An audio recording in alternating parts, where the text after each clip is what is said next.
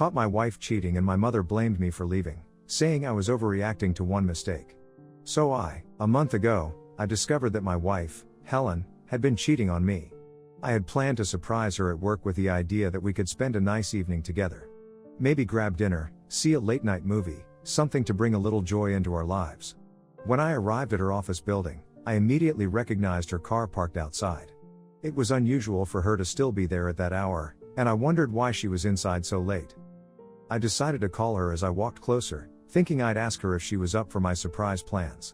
As the phone rang in my hand, I heard her ringtone, loud and clear, coming from inside the car. Confused, I moved closer, peering through the window, and that's when I saw it. My wife, the woman I loved and trusted, was in the car, but she wasn't alone. Helen was locked in a passionate embrace, making out with a man I immediately recognized. For a moment, I couldn't move. I stood there, frozen in shock and disbelief. My heart seemed to stop as her eyes suddenly flicked open and locked with mine. The expression on her face was one of sheer panic.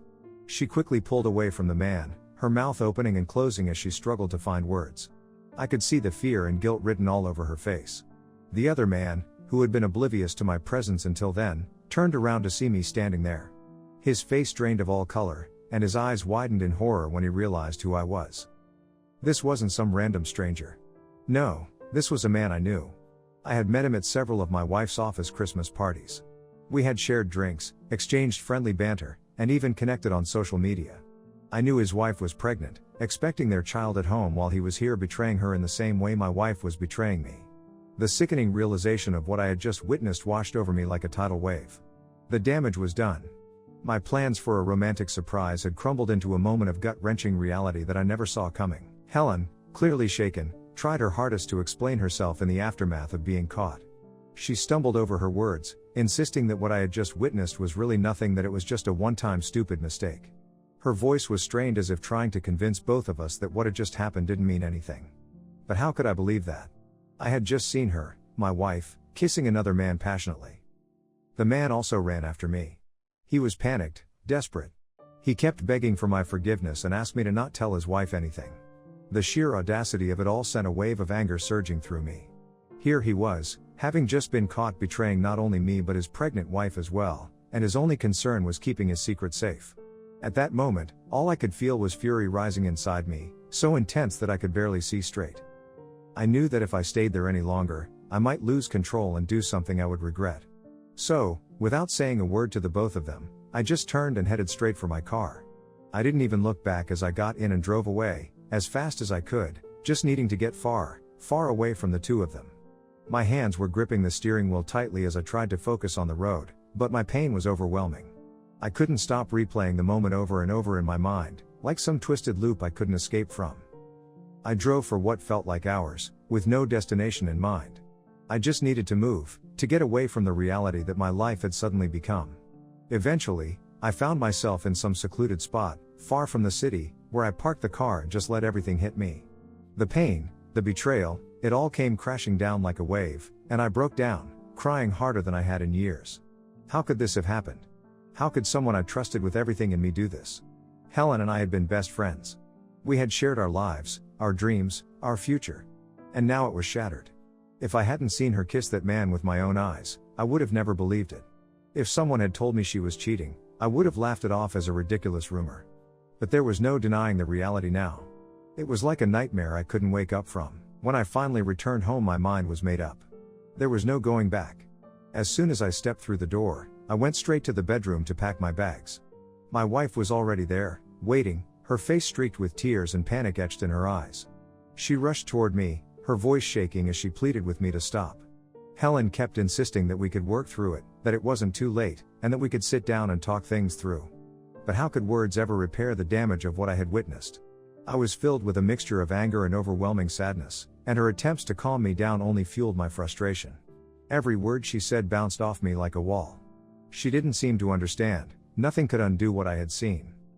I yelled at her, that no matter what she said, I could never live with a cheater like her again. My trust in her was shattered, and no amount of talking, apologies, or promises could piece it back together.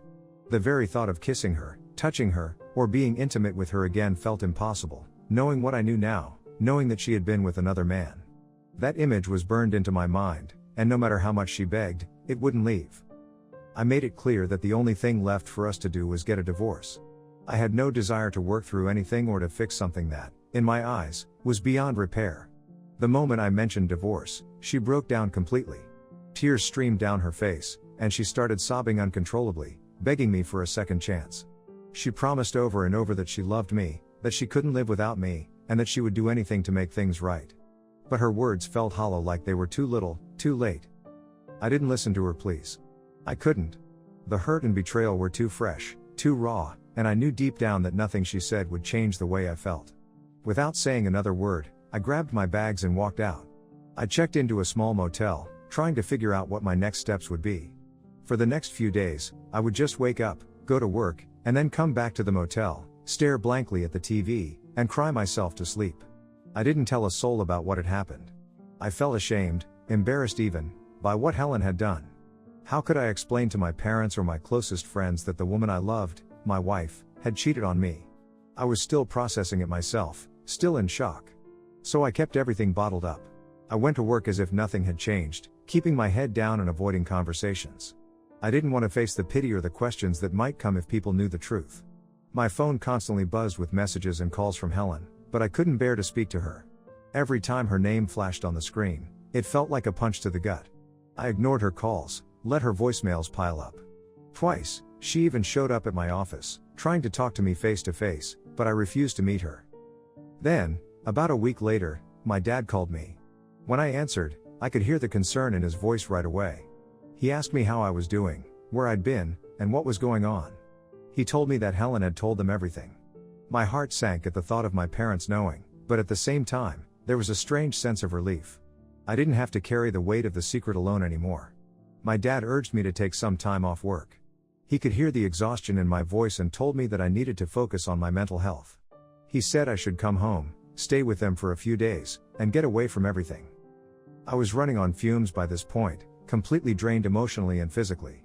So I took my dad's advice and drove to their house. As soon as I pulled into the driveway, my parents were there waiting for me. They pulled me into a tight hug. I didn't have to say anything. They could tell from the look on my face and the disheveled state of my clothes that I was not okay. My parents told me to go upstairs and rest. I was grateful for their quiet support. It was exactly what I needed at that moment. For the first time in days, I felt like I could breathe again. Later that evening, after I had some time to rest, my parents and I sat down to talk. I knew they were concerned, and I felt ready, albeit uneasy, to finally open up about everything.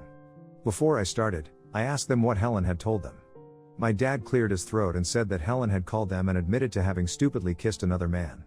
But then she framed it as if I had walked out of the marriage impulsively, without giving her any chance to explain or try to work things out. Hearing this, I couldn't help but shake my head in disbelief.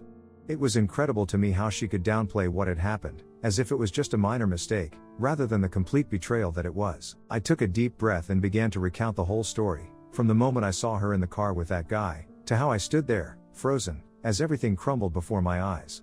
My hands shook as I relived the humiliation and hurt, and my voice cracked more than once as I told them the details. My dad seemed visibly shaken too. He reached out and squeezed my shoulder and reassured me that if I didn't want to stay with Helen, then I absolutely shouldn't. He told me that he understood why I no longer wanted to stay in the marriage and had my back. It felt good to hear him validate my feelings. But my mom had been quiet the entire time. I glanced over at her and saw that she was hesitating, her brow furrowed in thought.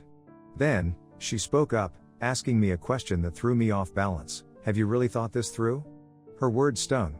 I wondered how she could ask me that after everything I had just poured out. I looked at her, my frustration clear, and told her that of course, I had thought it through. How could I not? I took my wedding vows very seriously, however this betrayal was too deep. How could I ever stay with someone who had cheated on me? But then my mom continued, gently yet firmly, suggesting that maybe, instead of throwing away my marriage, I could give Helen a chance to explain herself. She mentioned how remorseful Helen had seemed when she spoke to them, and that perhaps, with time and effort, we could work things out. As she spoke, I felt my stomach twist in knots. The very idea that my own mother was asking me to consider staying with someone who had betrayed me so deeply felt like a second betrayal. I was dumbfounded. I couldn't believe what I was hearing. How could she, of all people, support the idea of me staying in a marriage with someone who had cheated? My dad must have sensed my anger and disbelief because, before I could say anything, He snapped at my mom. He told her that she had no right to defend a loose and characterless woman like Helen over her own son. But my mom didn't back down right away. She continued to argue that marriage takes compromise and sacrifice, that no one is perfect and mistakes can happen. She kept pushing the idea that maybe this was something we could get through if we just gave it time. But the more she talked, the more I felt sick to my stomach. The truth was, my mother had always loved Helen like a daughter. Helen and I had been together since high school, and she had been a part of our family for as long as I could remember. My mom had seen Helen grow up, shared countless memories with her, and probably never imagined a life where we weren't together. Helen and my families were extremely close. Holidays, family dinners, vacations, we had all been intertwined. For my mom, this wasn't just about me and Helen, it was about losing someone she cared about, someone she considered part of our family. My mom, my dad, and even Helen's family, would all be affected by this. And while I understood why my mom was struggling to accept it, it didn't change the fact that Helen's actions had crossed a line that I couldn't come back from. I appreciated her concern, but I couldn't, and wouldn't, follow her advice. Over the following days, I did what I needed to do. I spoke with a lawyer to start the divorce proceedings. I was originally planning to meet Helen at our place to serve her the papers, but she insisted on coming to my parents' house. Part of me didn't want to involve my parents any more than they already were, but I agreed, figuring it was better to get this over with. When Helen arrived, she started telling me how much she had missed me. Her words felt empty, almost mocking after everything she'd done. I told her to sit down so we could discuss what needed to be said. My parents were already aware of what was coming. I had told them I would be serving her the divorce papers, and while I could feel my mom's quiet unease about it, I had asked her to not interfere. However, my mom, true to form, greeted Helen with kindness. They even hugged, which made my blood boil. It angered me that my mother could still be nice to someone who had hurt me so deeply. Then, before I could say anything to Helen or hand her the divorce papers, she pulled something out of her bag. It was a pregnancy test. She placed it on the table between us, and announced, "I'm pregnant." I looked at her wide-eyed. I picked up the test, checking it as if that would somehow make it feel more real. It was positive. I looked back at Helen's face, searching for any sign that this might be a cruel joke, a last-ditch attempt to stop the divorce. But no, she just smiled at me and said, "I'm pregnant with our baby." I scoffed at her, not hiding my contempt. "This isn't my baby," I said flatly. "It's probably that other guy's baby." Helen looked shocked and offended that I would even suggest it, her face flushing with indignation. She started arguing right away, insisting that the affair with the other man was a mistake and that they had only slept together once or twice. She even had the nerve to tell me that she'd been careful, as if that would somehow make it all better. Hearing her admit that they had slept together made me feel sick to my stomach. I had suspected as much, but this was the first time she had actually said it out loud. Until now, she had never given me any details, and I hadn't asked, because knowing would only make it worse. But now, she was admitting the truth, little by little. I cut her off, my voice sharp and unwavering. "People get pregnant even when they use protection, Helen. There's a 50-50 chance of this baby to be mine." The fact that she was trying to frame this pregnancy as some kind of saving grace for our marriage was infuriating. I handed Helen the divorce papers. As she took the papers from me and looked at them, her face crumpled. She started to cry, and for a moment, I wondered if she was crying out of guilt or fear of losing control of the situation. My mother, seeing this, rushed to her side and tried to console her. She rubbed Helen's back, whispering softly, as if she were the victim in all of this. Then, my mom looked up at me and said that I shouldn't burden a pregnant woman with divorce papers. My mom then tried to reason with me, telling me that this baby could solve everything, that instead of divorcing Helen, now was the time for me to forgive her and go back home. It felt like a slap in the face. Before I could even respond, my dad stepped in, his anger boiling over. He shouted at my mom, furious that she was supporting Helen after everything she had done. He told her that without a paternity test, we had no proof that the baby was even mine, and that she shouldn't try to force me into taking on the burden of a child when Helen had been unfaithful. My dad was right, of course. Then, my dad turned to Helen. His voice was firm, full of disappointment and anger. He told her that after everything I had done for her, after years of marriage, cheating on me was the worst thing she could have ever done. I could see the shame on her face as his words hit her. My dad even said he planned to speak with her parents about all of this. Her sobs grew louder, and she seemed genuinely embarrassed, but that didn't change anything. What was done, and no amount of tears or regret would undo the damage she had caused. Over the weeks after serving divorce papers to Helen, I began to notice my mom behave really strangely. She started going out more frequently, using vague excuses about meeting her friends or running errands. Normally, this wouldn't have seemed odd, but she would leave for hours, returning home late, and always seemed to be on her phone, speaking in a hushed voice. Whenever I entered the room or walked by, she would abruptly end the call or quickly put her phone away, like she was hiding something. It became too obvious to ignore, and I started to feel uneasy. Once or twice, I flat out asked her if she was in contact with Helen and meeting up with her. After all, Helen had made a big scene with the pregnancy announcement, and I knew my mom was the only one who wouldn't entirely let go of the idea that the baby could be mine. But every time I asked, she would brush it off with a quick, dismissive answer, acting like I was imagining things. My dad had also picked up on her strange behavior. We both knew something wasn't right. Then, about a week ago, I was working from home. I had resumed my work after my break, and my boss was kind enough to allow me to work from home for a while, understanding the emotional toll I was going through. On this particular day, my laptop was acting up, and I had an important meeting to attend, so out of desperation, I asked my mom if I could borrow her laptop. She didn't hesitate and handed it over without a second thought. I attended my meeting and was just working on a few things when a notification popped up on the screen. Her laptop was connected to her iCloud account, so I could see that it was a message from Helen's number. My curiosity got the better of me, and I clicked on the message. What I found only confirmed what I had suspected all along. Helen was asking my mom if they could meet up in their usual spot. I scrolled through their messages and saw that they were having full conversations, about the pregnancy, about me, about how my mom could help fix the situation. My stomach churned as I scrolled through the messages. Helen was trying hard to manipulate my mom into convincing me that the baby was mine, using my mother's love for her to get back into my life. And my mom, blinded by her attachment to Helen and this unborn child, was buying into it. She was excited to become a grandmother and was talking about how she couldn't wait to hold her baby. I sat there staring at the screen, feeling a mixture of anger, disappointment, and sadness. Then, as if this situation couldn't get any more complicated, I scrolled further up in the messages and stumbled upon something that made my heart sink. Just weeks before I discovered my wife's affair, my mother had actually found out about Helen and the other man. A friend of hers, who knew me and Helen well, had sent a photo to my mom which showed Helen clearly sitting closely with a man and looking intimate. It was the very same man I had caught her with. My mom, instead of forwarding the picture to me, and telling me the truth, had instead forwarded it to Helen, asking her what she was doing with this man. Obviously, Helen, being the manipulative narcissist she is, had tried to downplay the photo when my mom confronted her, claiming he was just a co-worker and that there was nothing between them. My mom had doubled down on her and told her that she didn't believe her excuses and urged her to come clean. This was when Helen came clean. She had literally admitted to having an affair with this man because she had been feeling lonely. Helen then had promised my mom that she would break things off with the guy, and had begged her to not tell me anything as it would affect our marriage. My mom, naively, had believed her since she loved her like her own daughter and trusted her to do the right thing. My mom had agreed to keep my wife's affair a secret from me, under the assumption that Helen would actually follow through and end the affair. But Helen never broke things off. She continued her relationship with the man right up until the moment I caught her in the parking lot. The day I had come to my parents' house after discovering the affair, my mother must have already been fully aware of the extent of Helen's betrayal. Yet, she had still been defending Helen instead of me. I was at a loss for words. I had just been blindsided by my wife's betrayal, and now I was discovering that my own mother had been complicit in this deceit.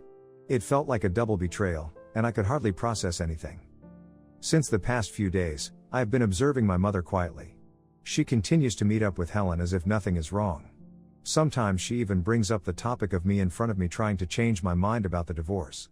My mother is clearly unaware that I have discovered the truth.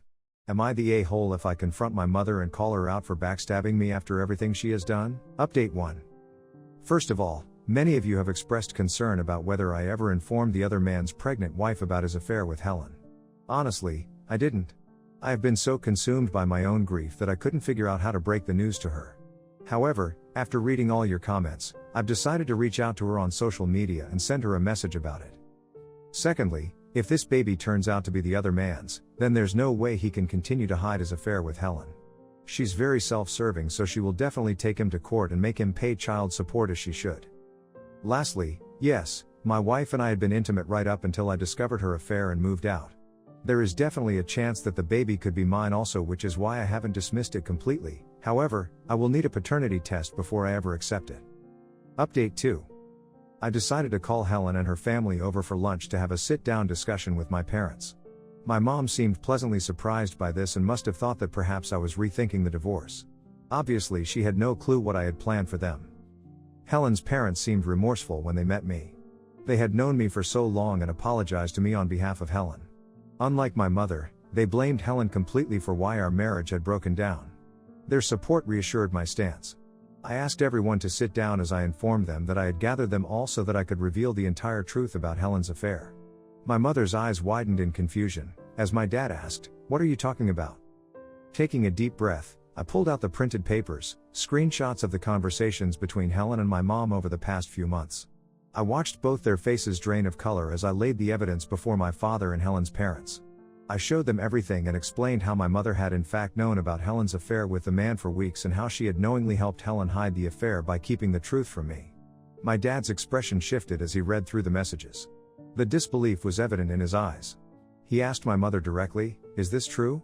But instead of answering, her face flushed with anger. "You have no right to read my private messages." She started to accuse me, her voice rising. "I wasn't sure about this. I just didn't want to break your marriage by telling you about that photo.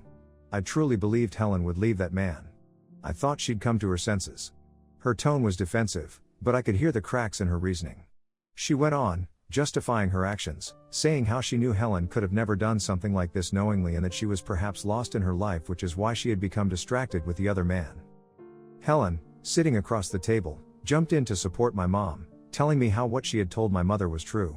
She had been working up the courage to break up with the man and would have definitely broken things off. I scoffed at them both, the absurdity of their excuses washing over me like a wave of disgust. "You were both complicit in this. Mom, you had every opportunity to tell me the truth, to warn me, but instead, you chose to protect her. Do you both even realize how much this hurts? Do you understand what you've done?"